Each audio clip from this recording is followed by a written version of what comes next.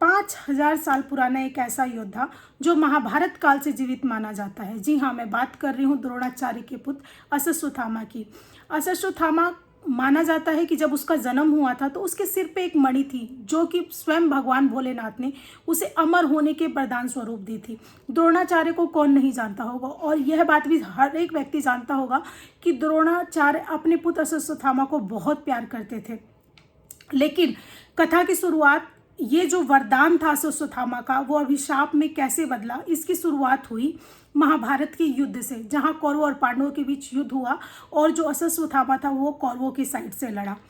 Last में युद्ध खत्म हो गया, पांडवों की जीत भी हो गई, लेकिन कौरवों के मन से अहंकार नहीं गया और इसी बीच अश्वत्थामा ने पांडवों के सोते हुए बच्चों को जला दिया। जैसे ही ये बात श्री कृष्ण को पता चली, श्री कृष्ण इतने क्रोधित हुए कि वह अश्वत्थामा को माफ नहीं कर पाए। उन्होंने उसके सिर से मणि छीन ली और बोला कि तुम इस घाव के साथ इस पूरी धरती पे जब तक ये कलयुग रहेगा तब तक तुम ऐसे ही कलयुग पे सड़ते रहोगे।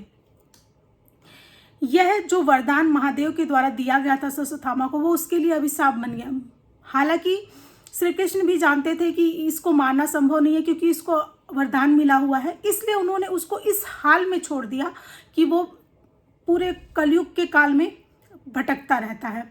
तो आज मैं बात करने वाली हूँ इस जो महाभारत कालीन जो तथ्य है उसके प्रमाण के बारे में। तो सबसे पहला मैं जो संदर्भ लूँगी वो पृथ्वीराज चौहान के बुक पृथ्वीराज रासो से लूँगी। यह उस कालीन की सबसे बड़ी पॉपुलर फेमस काव्य मानी जाती है, जिसमें 10,000 से ज़्यादा छंद हैं। और सबसे बड़ी बात कि इसके जो लेखक हैं चंद्रवर राय, उनको माना जाता है कि वो उनकी किताब की एक भी जो तथ्य है वो झूठ नहीं है। साक्ष्य के साथ प्रमाणित करने वाले लेखकों में से उन्हें माना जाता है। और पहला जो मैं उन अश्वत्थामा के जिंदा रहने का प्रमाण ले रही हूँ वो मैं पृथ्वीराज चौहान रासो किताब से ही ले रही हूँ। तो कहानी कुछ इस प्रकार है कि पृथ्वीराज चौहान जो कि बहुत बड़े ही बलवान योद्धा थे, उन्होंने मोहम्मद गौरी को 4 बार हराया।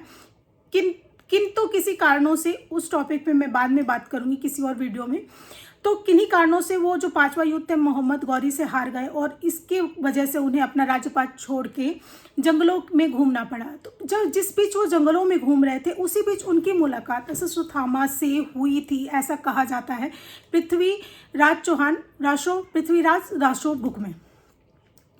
तो हुआ यूँ कि पृथ्वीराज चौहान औषधि के बहुत माहिर व्यक्ति थे, उन्हें जड़ी बूटियों का बहुत अच्छा ज्ञान था।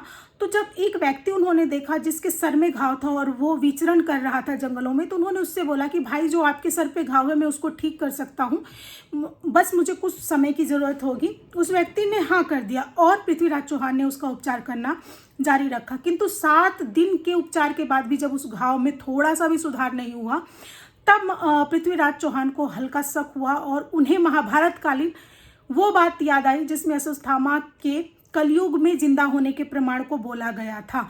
ये बोला गया था कि हमेशा जिंदा रहेगा और अपने घावों के साथ परेशान होता रहेगा।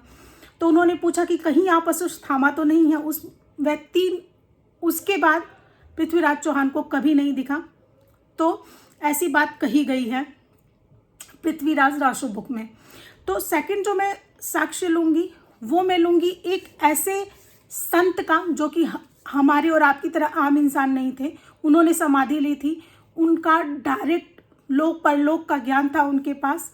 तो कहानी उस बीच की है जब 1912 में वो समाधि लेने के लिए जा रहे थे। तो रास्ते में उन्हें एक ऐसा व्यक्ति मिला जो काफ़ी लंबा चौड़ा था। उसकी जो शारीरिक गठन थी वो इस युग के लोगों से बहुत अलग थी, भव्य गठन था उसका, जिसको देख के, क्योंकि वो साधारण पुरुष तो थे नहीं, देखते ही वो समझ गए कि ये कौन है। तो उन्होंने स्पष्ट रूप से पूछा कहीं आप अश्वत्थामा तो नहीं हैं। उस व्यक्ति ने वहीं पे उनको कुछ भी नहीं बोला और वहीं से गायब हो गया। तो ये एक साक्ष्य है। तीसरा प्रमाण वो किदवंती आप बोल सकते हैं, कहानियाँ हैं, लोकोक्तियाँ बोल सकते हैं। तो मैं बात कर रही हूँ तीसरा जो प्रमाण है वो हरियाणा और पंजाब में बहुत ज़्यादा कहा और सुना जाता है।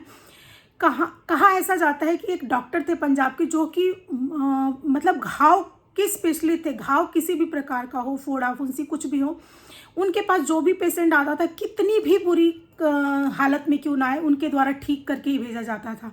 तो एक दिन अचानक उनके पास एक बड़ा अच्छा खासा लंबा व्यक्ति आया और उसने बोला कि सुना है मैंने आप बहुत फेमस डॉक्टर हो, तो क्या आप मेरे इस घाव को ठीक कर सकते हो। उस व्यक्ति ने जैसे ही अपनी पट्टी खोली, डॉक्टर ने देखा और डॉक्टर को देख के आश्चर्य हुआ कि इतने गहरे घाव के साथ कोई कैसे जिंदा रह सकता है। ये ऐसा घाव है जिसको मैं हाथ से निरीक्षण नहीं कर पाऊंगा, तो मुझे कुछ शस्त्र लाने हैं, कुछ इक्विपमेंट्स लाना है, मैं उसको लेके अभी आता हूँ और फिर आपका घाव देखता हूँ। जैसे ही वो डॉक्टर अपनी कुछ औजार लेने के लिए उठा, वो व्यक्ति वहाँ से गायब हो गया। तो ये भी एक प्रचलन है, क्योंकि उस व्यक्ति को उसके बाद कहीं नहीं देखा गया, ना बाहर निकलते हुए ना अंदर आते हुए, किसी ने उसके बाद उसको कभी नहीं देखा। और चौथा प्रमाण, हालांकि आप सभी लोग जानते होंगे कि भारत में ऐसी बहुत सारे मंदिर हैं जहाँ पे किसी अदृश्य शक्ति के पूजा करने की खूब सारी कहानियाँ हैं, सत्यता भी है। कई बाहर विदेशों से आके लोगों ने भी इस पे रिसर्च किया, लेकिन सारी चीज़ें सत्य मिली, तो आज तक उसको सत्य ही माना गया है। तो आज मैं बात कर रही हूँ मध्य प्रदेश के एक बुरहानपुर गांव की, जहाँ पे एक भोलेनाथ का मंदिर है। ऐसा कहा जाता है कि 5 बजे के बाद आप वहाँ नहीं जा सकते हैं, क्योंकि रात को अश्वत्थामा वहाँ पे आके भोलेनाथ को फूल चढ़ाते हैं। तो रात को जब पुजारी मंदिर को बंद कर देते हैं, तो सुबह जब उठ के देखा जाता है मंदिर की पूजा के लिए, तो मंदिर पूरा साफ मिलता है और वहाँ ऑलरेडी एक फूल चढ़ा हुआ रहता है भोलेनाथ को। तो ऐसा माना जाता है कि ये अश्वत्थामा जी ही हैं जो आके चढ़ाते हैं। तो ये वो चीज़ें जो महाभारत कालीन से जुड़ी हुई हैं, मैंने तथ्यों के साथ उन्हें जोड़ने का प्रयास किया। तो अगर आप लोगों को लगता है कि ऐसी और इन्फॉर्मेटिव वीडियो आप लोगों के पास पहुंचनी चाहिए, तो मेरे चैनल को सब्सक्राइब ज़रूर करें।